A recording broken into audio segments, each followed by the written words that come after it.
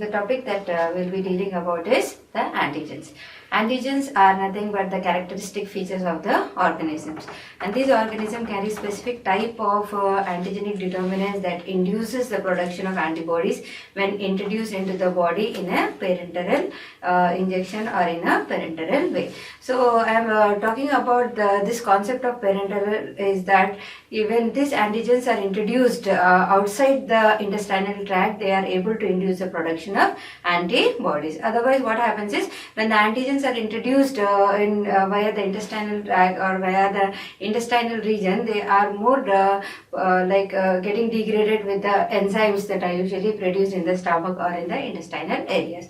So antigens are nothing but the characteristic features of the organism that induces the production of antibodies, which reacts with the antibodies in a specific and observable manner. And it is not that all antigens can induce the production of antibodies. There are some antigens that usually are able to sensitize lymphocytes and produce an immunological tolerance. Here the term immunological tolerance means the tolerance towards the antigens. So here there is no production of antibodies, but the antigens can be tolerated by the immune system. So all antigens need not be able to induce the immune status of the body to produce the antibodies. So antigens are nothing but the one that induces the production of antibodies, which reacts with the antibodies in a specific way and in an observable manner.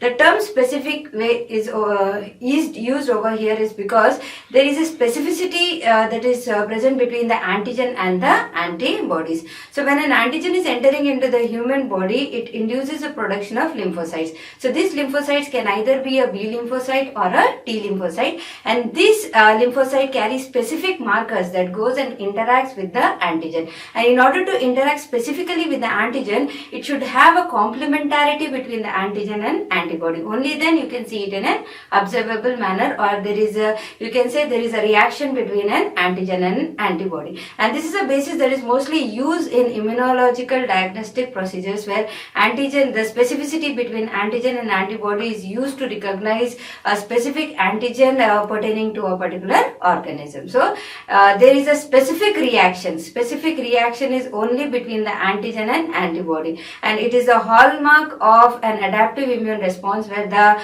antibodies or the T lymphocyte carry specific markers that can go and interact with only those antigens that are able to induce them. So it is a specific reaction that can be observed because there is a specificity and they get precipitated, which can be observed very clearly in vitro or in vivo. And it is not necessary that there is a specificity between the antigen and antibody. Sometimes a cross reaction can also occur. Now this cross reaction is nothing but when there are two different types of antigen carrying similar type of antigenic determinants, there is a possibility that they can induce the production of antibodies. And the antibodies that are produced, again one type of antigen, instead of going and reacting with it, it will go and react with the other. It is only based upon the antigenic similarity between the two types of organism. So in that case, a cross reaction can occur. Otherwise, the reaction between the antigen and antibody is so specific that they go and interact with them based upon the complementary shapes that are present on the markers or the surface of the cells. Either it can be on the B cell or the T cell and between the antigen that is present on the organism. And it is not the whole organism that can act as antigen. It is certain parts on the organism that usually act as antigenic determinants, or they are called as epitopes. So antigens are the one that induces the production of antibodies, or they can also sensitize and cause the immunological tolerance in our body. Now coming to the functions of antigenicity. So the concept of antigenicity or the important attributes of antigenicity is that it can either act as develop immune system or immune status called as immunogenicity, or it can also act in a way to react with the components of the immune system, which is called as immunological reactivity. So there is a difference over here. One is the antigen that is able to enhance your immune status to produce the antibodies, whereas in the second case there is no production of antibodies, but these antigens are able to react with the products that are formed during an immune reaction. So that is called as immunological reactivity. So based upon the function, you can classify the antigens into two types. One is called as a complex antigen, that is, or a complete antigen, that is able to induce the production of antibodies, and the other one are called as an incomplete antigen, which are also called as haptens. Haptens are incomplete antigen that are incapable of producing the antibodies. But there is one criteria where we can convert this hapten to make them immunogenic. That is, when you complex the haptens with the carrier, you can make the haptens into an immunogenic. That is, they are able to induce an immune response, that is to produce the lymphocytes or the antibodies. So based upon the function, that they are either able to carry out an immunogenicity, or they are able to only react with the final product, that is immunological reaction, you can classify the antigens into complete antigen or an incomplete antigen, which is a hapten. Now haptens can be complex and hapten, or it can be a simple hapten. Now in case of a simple hapten, it is usually non-precipitating. It does not precipitate the antibodies, whereas in case of complex haptens, they are able to react with the antibodies and precipitate the antibodies. Now the characteristic features between these two is that the simple hapten is having only univalent property, whereas the complex haptens usually are polyvalent in nature, which are able to react with more than one type of antibody, and these can be precipitated. So here, based upon that, the haptens can be classified into a simple hapten, which is non-precipitating, and a complex hapten, which is usually a precipitating in nature.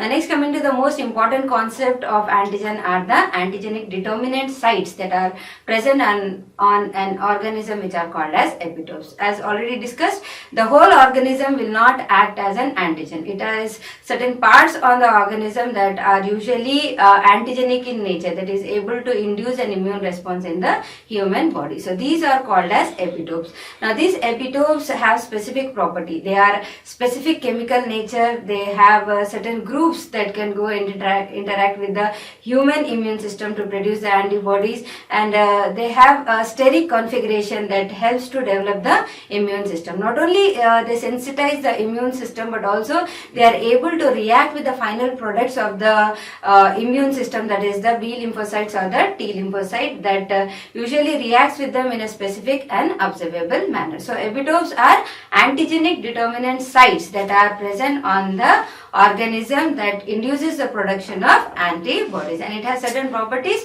that helps to develop the immune system, and they are the smallest unit of antigenicity. That is, they are mostly made up of 4 to 5 amino acids, or they can be about a few polysaccharides that are usually present on the organism. And when these antigens are usually entering into the human body, they induces the production of antibodies, which carries specific markers that goes and interacts with the antigen, and these specific markers are nothing but the paratope. So epitope of an antigen reacts with the paratope of the antibody, and they usually are highly specific in nature. And these antigenic determinants or epitopes can be present in an organism in a sequential or in a linear segment, which are called as sequential epitopes, or they can be present in a quaternary structure of a protein, where the folding of the protein usually is the antigenic determinant site in a complete protein molecule, which is a functional protein molecule. So this is called as a conformational epitope. So based upon where these antigenic determinant sites are present in an organism, whether they are in a linear or in a folded form, they can be called as sequential epitopes, or they can be called as conformational epitopes. So the T cells will have the ability to recognize the sequential epitopes, whereas the B cell recognizes the conformational epitopes. Now the epitopes reacts with the paratopes to produce a specific reaction between them in an observable manner. But as already discussed, there are possibilities that cross reaction can take place when there are two different types of antigen having similar type of structures that induces the production of antibodies. So these antibodies may not recognize the original antigen, and instead goes and recognizes the other antigen. So this is called as cross reactions. So based upon the presence of epitopes, as discussed, they can be sequential epitopes or conformational epitopes. Now coming to the determinants of antigenicity of a particular antigen. So first property that has to to be satisfied by the antigen to be antigenic in nature is the size of the antigen. It is not that any antigen can induce a production of antibodies. There are certain criteria that are to be fulfilled by the antigen to make them antigenic in nature. So the first criteria that has to be fulfilled is the size of the antigenic molecule. The molecular size should be of very large so that it can induce the production of the lymphocytes in the body. So the high molecular weight compounds or the organisms or the antigens are able to produce the antibodies, whereas the low molecular weight compounds are non-immunogenic in nature. Whereas you can convert the low molecular weight antigens by combining them with the carriers such as bentonite or kaolin to make them immunogenic in nature. So as I already discussed, like haptens, we can combine the hapten with the carrier molecule to produce the antibodies or the lymphocytes. So the molecular size is very, very important to induce an immune response. So you should have a high molecular weight compound to induce the production of antibodies, and the low molecular weight can be converted by combining them with the large inert particles such as bentonite or kaolin to make them immunogenic in nature. So the molecular size is very important to make a compound or an antigen to be antigenic in nature to induce the production of the lymphocytes in the immune system. Now coming to the haptens, as I already discussed, they are low molecular weight immunogenic compounds that cannot induce the production of antibodies, but they can be made to convert into a complex molecule by combining them with the carrier to produce the immune reaction or to produce the immune cells in an human body. And sometimes the haptens can also produce an immune response in case of hypersensitivity. That is, a person who are atopic individual, in that case hapten can also act as a reagent that can cause an hypersensitivity reaction in an individual. Now next property that is to be satisfied with the for the antigen to be antigenic in nature is the chemical nature. The more complex the chemical nature of an antigen, the more antigenic it is. That is, there are different compounds with which the antigens are usually made up of. So the most potent inducer of an immune reaction is the protein and the polysaccharides. So they rank first to act as antigenic in nature. So protein comes first, then comes the polysaccharide. Potent antigenic character of an organism that induces the production of lymphocytes. Next, coming to lipids and nucleic acid, they are said to be low immunogenic, and when we want to produce antibodies against these lipids and nucleic acid, we have to complex them with either the proteins or the polysaccharide to make them immunogenic in nature. And chemical complexity is very, very important. The more complex the chemical is, the more antigenic in nature. So if the structure of the particular compound or the antigen is simple, then it is low immunogenic. If it is more complex, then it can be more antigenic. For example, in a protein molecule, there is a quaternary conformation of the molecule that is functional in nature, and this quaternary conformation of the protein is more immunogenic when compared to that of the polysaccharides that are usually made up of only 4 to 5 glucose or the carbohydrate molecule. So the more complex the structure is, the more immunogenic in nature. And apart from that, there are certain proteins which are usually non-immunogenic in nature. Take for example gelatin, because it has a shape that keeps on changing. So this gelatin cannot be immunogenic in nature. So chemical nature, the more complex the chemical nature, the more antigenic in nature. Now coming to the third important aspect, that is the susceptibility to tissue enzyme.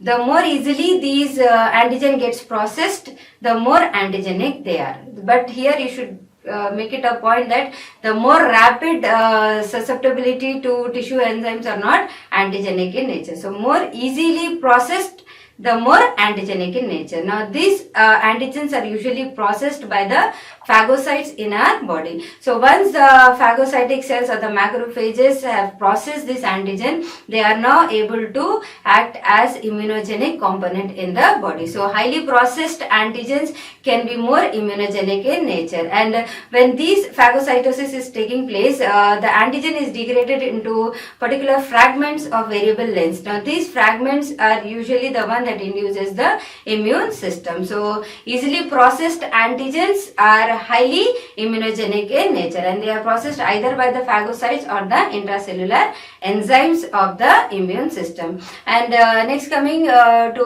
polystyrene type of material, they are non-immunogenic in nature, and the substances which are made up of D amino acids are non-immunogenic in nature, but the substances which are made up of L amino acids are highly immunogenic in nature. So the simple thing to say about this is, the more easily antigen gets processed, the more antigenic in nature, and highly processed antigens are more immunogenic in nature. Next property is the foreignness. Foreignness is, it should be completely non-self to the human body. So the degree of foreignness will tell you the degree of antigenic property of that particular antigen. The more like it is unrelated to the human body, the more antigenic in nature. Now take for example, bovines are closely related to the humans. Now the antigen from the bovines, when introduced into the human, they are little low immunogenic in nature, whereas the antigen introduced from some other species can be more immunogenic in nature. So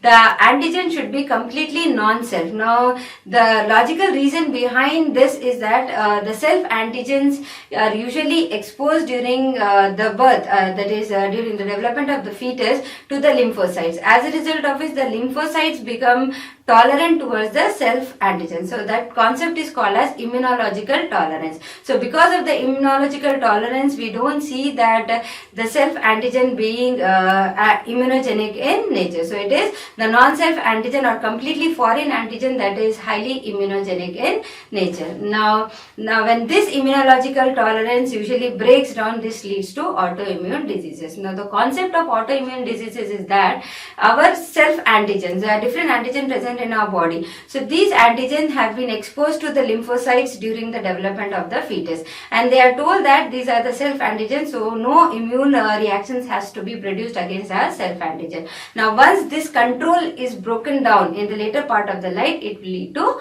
autoimmune diseases, which was proposed by Herlix, who said that a concept of horror autotoxicus, that is poisoning of the self antigen, when there is a breakdown of the immunological regulation in our body, where the self antigens are detected as non-self, and they are usually acted upon by the lymphocytes of our own body to lead to autoimmune diseases. So the more degree of foreignness, the more unrelated the antigen is, the more immunogenic in nature.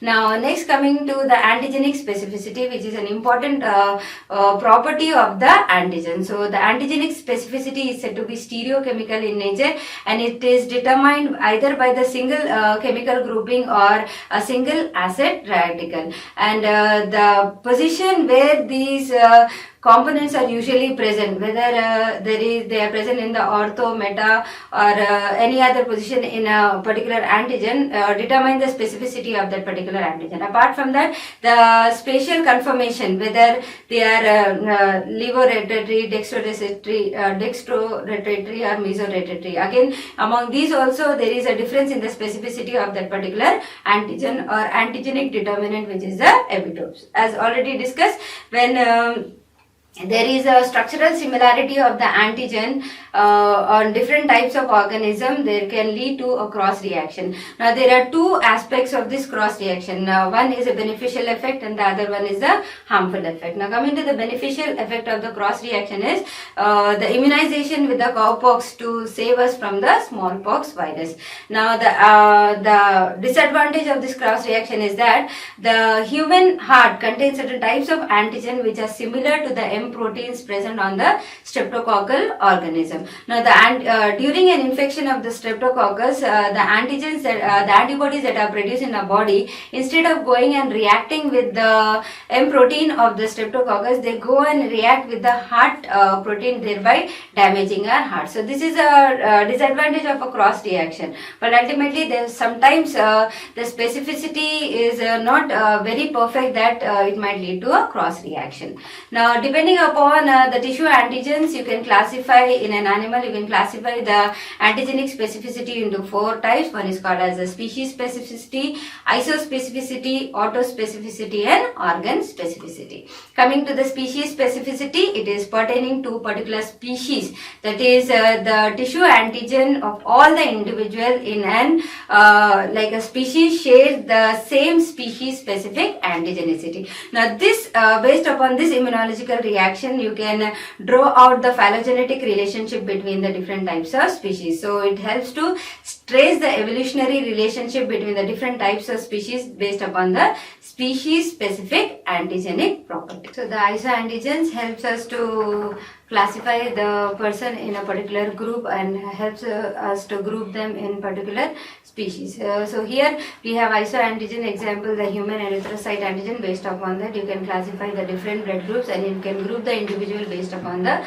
blood groups, and these are usually genetically determined, and it is very helpful when you are going for a blood transfusion. From when you are transfusing the blood from one person to the other person, the compatibility is very essential. There is a person with the A blood group can give the blood group only to the A person but not to the B. So this isoantigen help us to group the person based upon the antigens that are present in a particular species, some members of a species but not all the members of a particular species. Also this isospecificity is helpful in isoimmunization of during the pregnancy, and we have the other important specificity is the autospecificity. Autospecificity is nothing but the presence of autologous or self-antigen. Mostly the self-antigens are non-immunogenic in nature, but sometimes there are chances that these self-antigen can become immunogenic. For example, the sequestered antigen present in the eye lens that is hidden in a capsule. So when there is an accident, when there is a wound to this eye lens,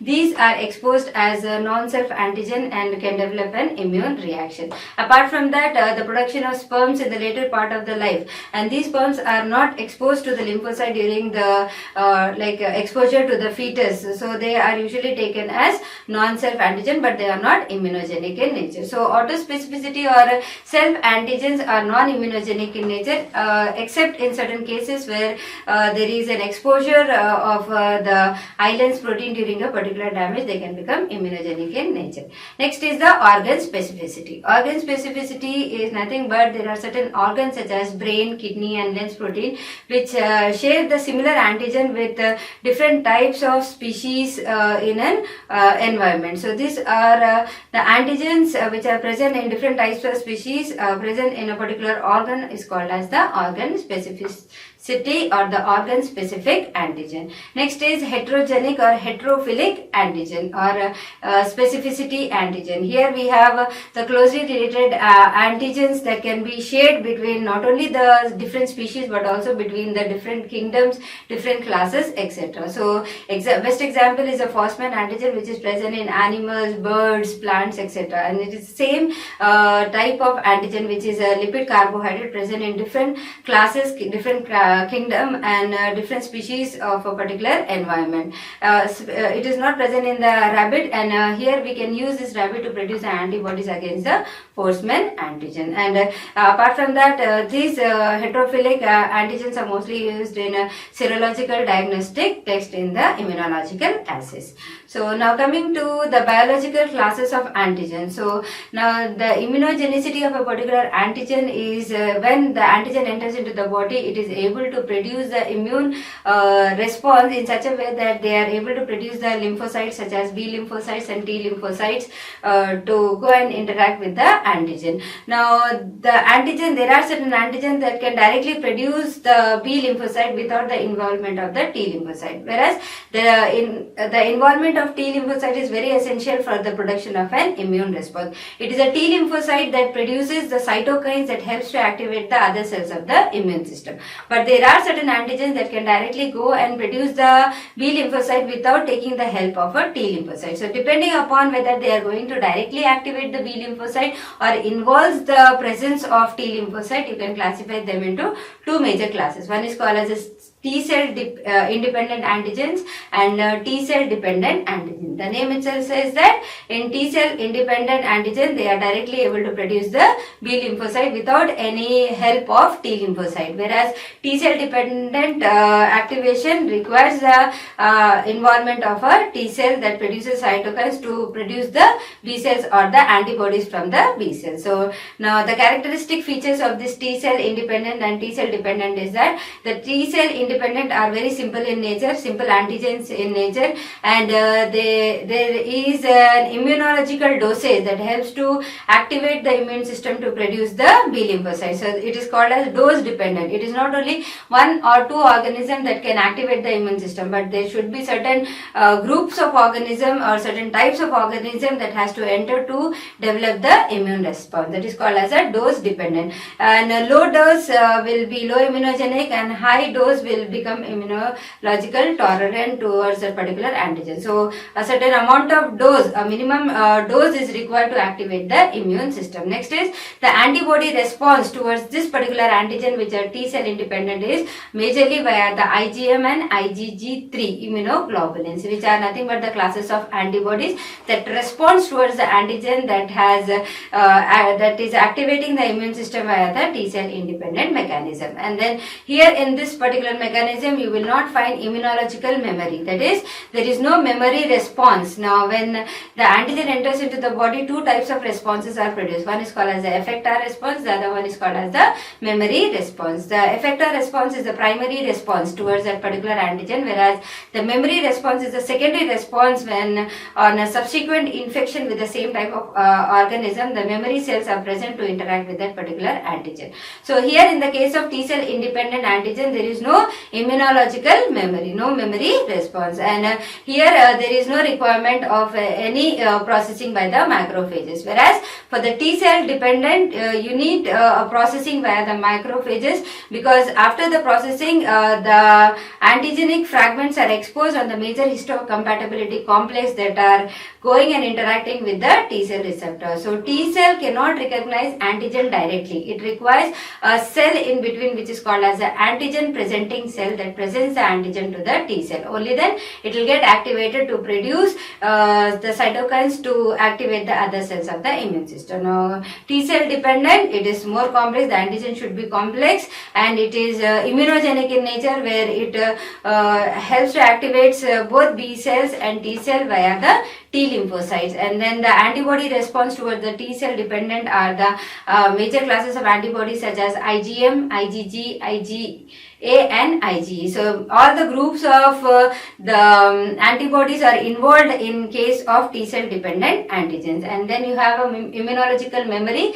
that can be seen in case of T cell dependent antigen, which is absent in T cell independent. And processing, as discussed, only after the processing by the macrophages the antigens are presented to the T cell, and it is only via the processing or the phagocytosis that the T cells can be activated. And finally, the antigen will be metabolized completely in the phagocytosis to get exposed onto the major histocompatibility complex to activate the T cell. So these are the biological classes of antigens. So summarizing the antigens, it is nothing but they are the substances that can induce the production of antibodies when injected parenterally, and they are the one that reacts specifically with the major components of the immune system, that is the B lymphocytes and T lymphocytes. And based upon this, we are able to develop various immunological diagnostic procedures to identify the antigen or antibody related to a particular organism.